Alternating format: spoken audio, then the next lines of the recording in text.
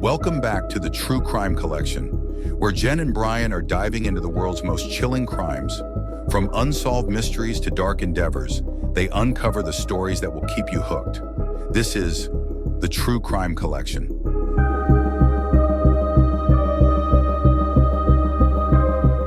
Boulder, Colorado, in the 90s. Picture it, the Rocky Mountains, snow-capped, this charming town square, the kind of place where people actually left their doors unlocked. It really does sound idyllic. It was like a picture of idyllic American life, which is what makes the JonBenét Ramsey case so, bone-chilling, right? This seemingly perfect world just shattered on December 26, 1996. You're absolutely right, and that contrast is so crucial to understanding why this case still fascinates us. I mean, the Ramseys, they were living what many considered the American dream. Successful, prominent, and the picture-perfect family photos, we all saw them plastered over the news later. And then their 6-year-old daughter is found murdered in their own home. It wasn't just a tragedy, it was this betrayal of this image of safety and innocence. Yeah, no, you're right, and it's something we're going to unpack today, get into the details, really try to understand, right? So let's dive right into those first few hours, because they were absolutely crucial. Patsy Ramsey wakes up that morning, finds that ransom note, and immediately calls the police, which you would. Right. But here's where it gets, well, weird. Okay, yeah, the ransom note, that's a whole other layer to this. It is. The ransom amount is very specific, $118,000, which is, coincidentally, exactly what John Ramsey had received as a bonus that year. What do you make of that? It's one of the most debated details in the entire case. And for good reason. I mean, on the one hand, it could be a huge red flag, right? Someone who knew John's finances, maybe try and make him look guilty. Oh, absolutely. That makes sense. But then again, was it too obvious? Like maybe the killer wanted to deliberately mislead the investigation, throw them off. Miscorrection. Classic. Exactly. See, it's like they say, sometimes the simplest answer is the right one. But in a case like this, nothing feels simple, right? No, not at all. And to make matters even more complicated, you have friends and family showing up at the Ramsey house before the police even have a chance to, secure the scene. And we all know, from watching, those true crime shows, how crucial those first few hours are in a murder investigation. So you can only imagine the frustration those investigators must have felt. Oh, absolutely. Any good detective will tell you a contaminated crime scene is like a puzzle with half the pieces missing.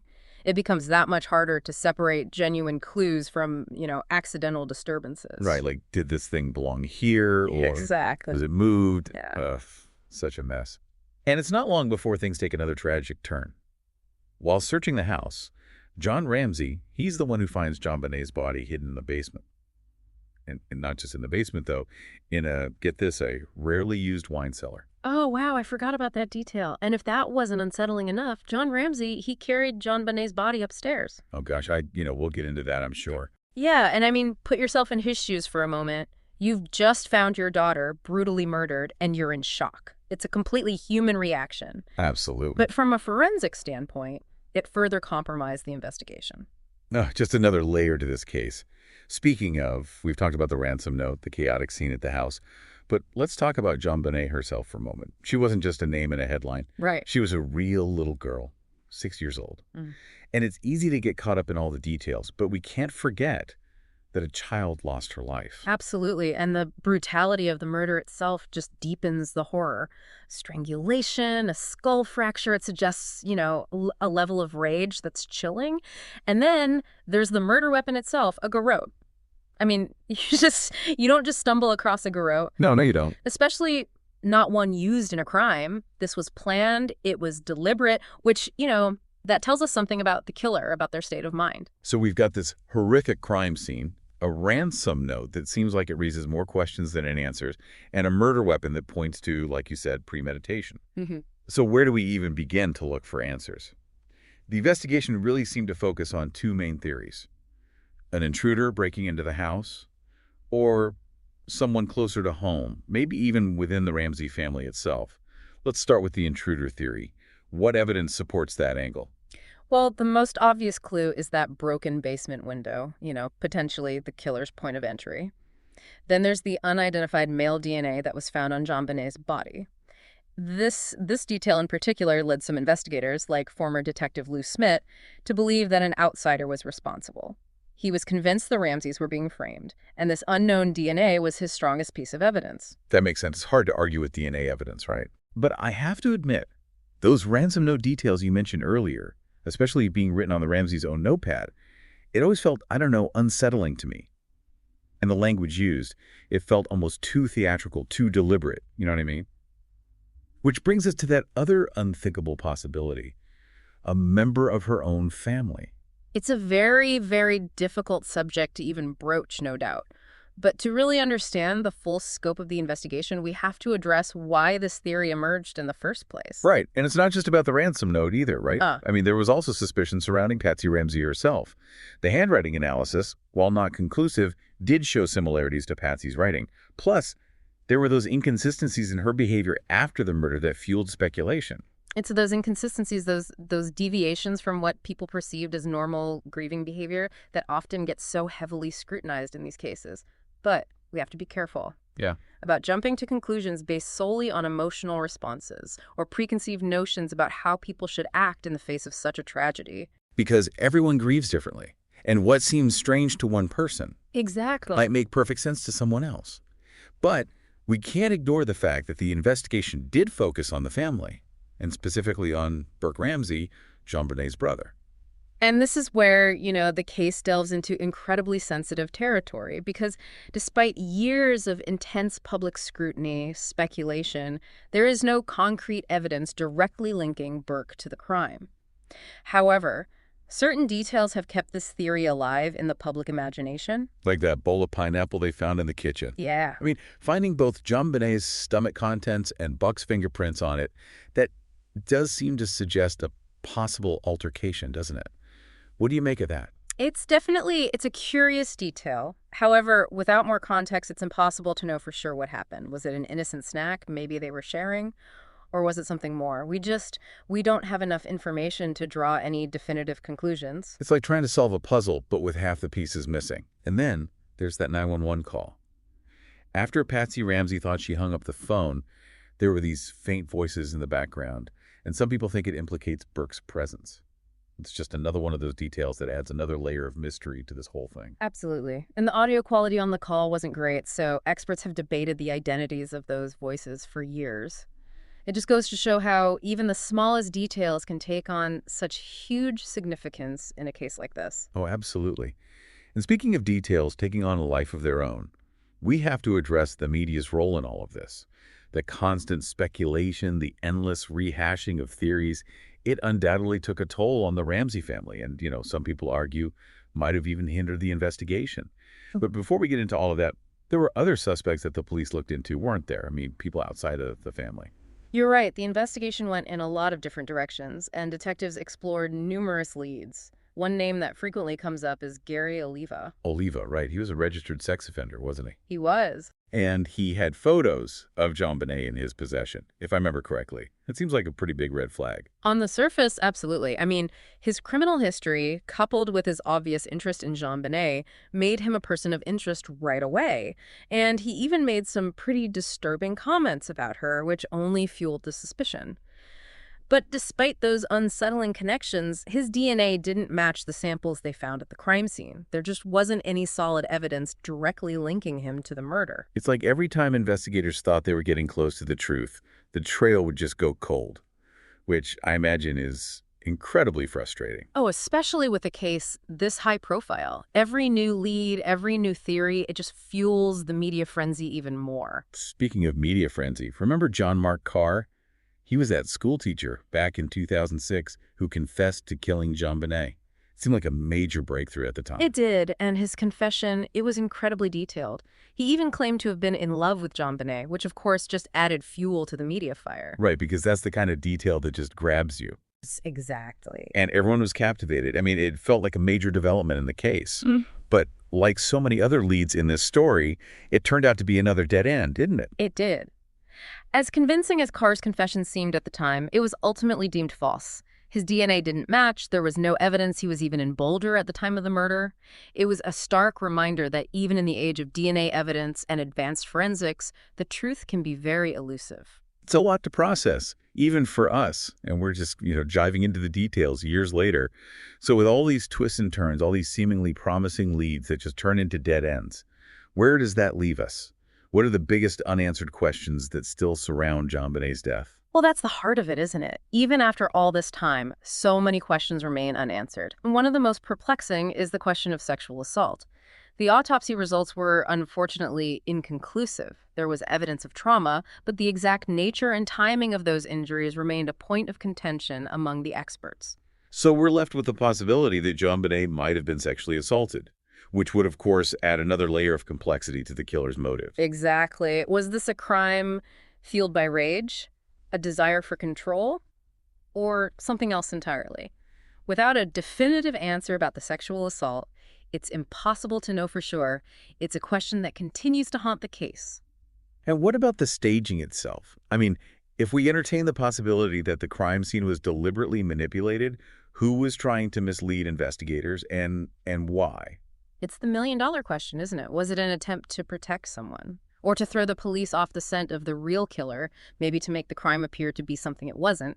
Each possibility just opens up this Pandora's box of speculation and makes this search for the truth that much more difficult. It's easy to get lost in the labyrinth It is. of theories and speculation, but at the end of the day, we have to remember this is a real tragedy with real people at the center of it. It is. It's easy to get, like you said, caught up in the true crime aspect of it all. But we have to remember, at the heart of this, a little girl was murdered. Right. And a family forever marked by this. Absolutely. So where do things stand officially? Do we have any resolution? I mean, is the JonBenét Ramsey case still an open investigation? It officially remains unsolved, yes. However, there was a significant development back in 2008. New DNA evidence, specifically what they call touch DNA, that was found on JonBenét's clothing. Okay. And this new evidence led the Boulder District Attorney's Office to publicly clear the Ramsey family of any involvement in her death. Wow. So after all those years, they were finally officially cleared. They were. What made this touch DNA different? I mean, for those of us, and I'm including myself in this, who aren't, forensic experts, can you explain what that is and why it was so crucial in this case? Of course. So traditional DNA analysis, it requires a larger sample, right? Like blood or saliva. Touch DNA is different. It can be extracted from just a few skin cells left behind when a person touches an object. Oh, wow. That's incredible. It is. In this case, they were able to isolate touch DNA from the waistband of JonBenét's leggings and the wrist area of her long johns. And this DNA, it belonged to a single, unidentified male, someone not previously considered a suspect. So after years of this cloud of suspicion hanging over the family, this new technology emerges, and it throws this whole new wrench into things. It was a huge turning point in the case. Like you said, it cleared the Ramseys, at least officially, but it also meant going back to square one in terms of identifying JonBenét's killer. Right, because now you have this totally new piece of the puzzle. Exactly. And it brings us right back to that lingering question. Was it a stranger, or was it someone closer to JonBenét who somehow managed to leave very little trace of themselves? It's a chilling thought. And we've gone over the intruder theory, the family member theory. We even touched on a couple of other suspects. But knowing that there's this unidentified DNA out there, it just, I don't know, it adds another layer to it all, doesn't it? It's like the investigation hit a wall. And this DNA is the key to getting through to the other side, but we just haven't found the right lock yet. It's a perfect analogy, and it underscores how difficult it can be to solve a case like this, even with, the advancements we've made in forensic science. Sometimes even with all the tools at our disposal, answers remain elusive. We may never know for sure who left that touch DNA or what their connection to JonBenet was. It's a lot to grapple with. And it makes you think about the impact this case has had, not just on the investigation itself, but on, our culture, really, our fascination with true crime. I mean, here we are all these years later, still talking about it, still trying to piece together what happened. Why do you think the JonBenét Ramsey case continues to capture our imaginations in this way? That's the million-dollar question. And it's a question that criminologists, psychologists, they've been trying to answer for years. I think part of it is the setting, that contrast we talked about earlier, this idyllic backdrop of Boulder, Colorado, set against this horrific crime.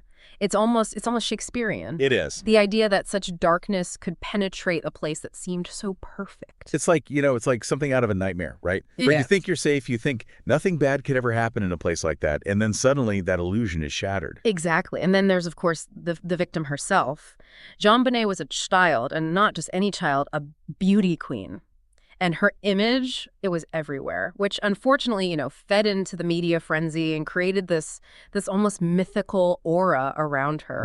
Right. It's a sad reality that cases involving children, especially those with a certain public profile, they tend to generate more attention, more speculation. It's almost as if the tragedy becomes amplified. You know what I mean? It becomes less about the victim and more about, I don't know, the spectacle of it all, which I think speaks to our complicated relationship with true crime, doesn't it?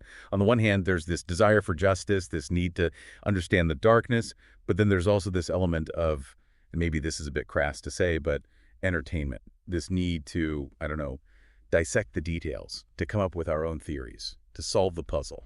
It's a fine line we walk, and I think it's important to always remember that while we're, sitting here examining the evidence, exploring different possibilities, there's a real family at the center of this, a family that has endured unimaginable loss and scrutiny.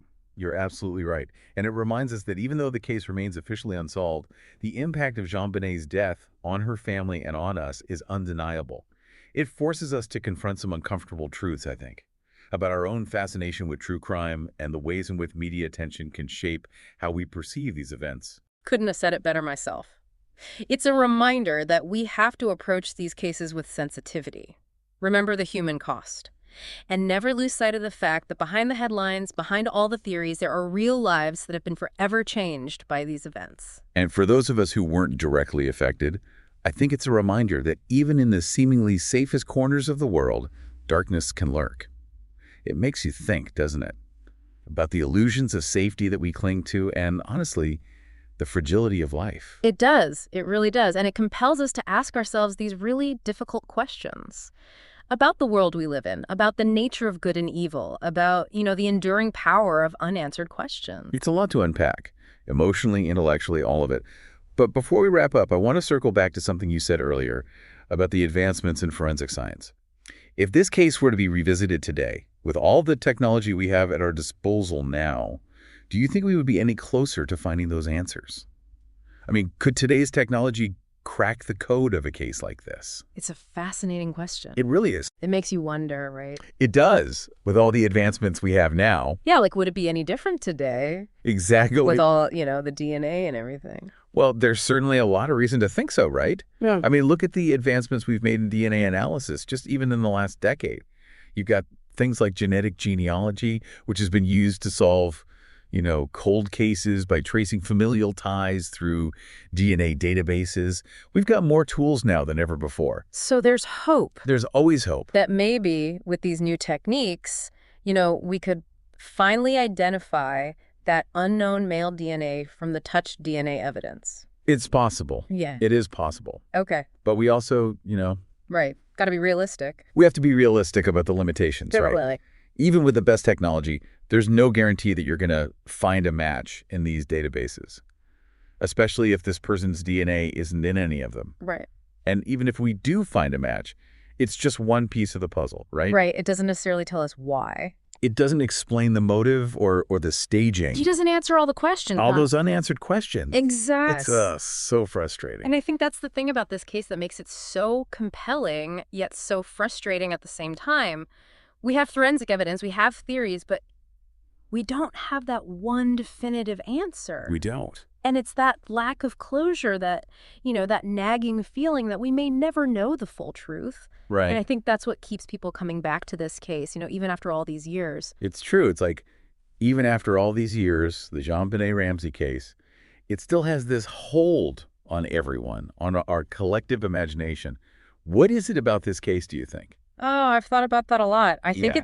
it's the perfect storm of factors, really. I mean, you have the tragic death of a child, the seemingly perfect family, and we've talked about that. The facade crumbling. The facade crumbling, right? You've got the media frenzy, the unanswered questions, And the fact that it happened during this really specific time culturally, where you had this rise of 247 news coverage. Oh, yeah. I didn't even think about that. It was a case made for speculation, right? Made for those water cooler conversations, for endless debates about who is responsible. And then with the rise of the internet, true crime podcasts like ours, Yeah. it never really went away. It just kept going and going. Exactly. And while it's great that people are still so engaged with the case, still searching for answers, Right. we have to remember that this isn't just a story. This is real. This is a real tragedy that had a devastating impact on real people. I can't forget that. We can't. Can't lose sight of that. It's a good reminder to, to approach these cases with sensitivity. Always. And to remember that, behind all the headlines, all the theories, these are real people who have been deeply affected, are still affected by these events. Well said. Well said. Well, I think we did a pretty good job, huh? I think so. We did a deep dive. Deep dive. On this one. Any final thoughts before we, I think you summed it up perfectly, really. The JonBenét Ramsey case, it's a stark reminder that sometimes some mysteries, they may never be fully solved. Right. But that doesn't mean that we stop searching for answers. Right. Or that we forget the human cost. Right. The human cost of these tragedies. Well said. Well said. And for those of you listening, if you're as fascinated by this case as we clearly are, we encourage you to do your own research, explore the evidence, come to your own conclusions, but always remember to approach it all, With a critical eye. with a critical eye, yes. And a compassionate heart. Yes, a compassionate heart. Until next time, this is The Deep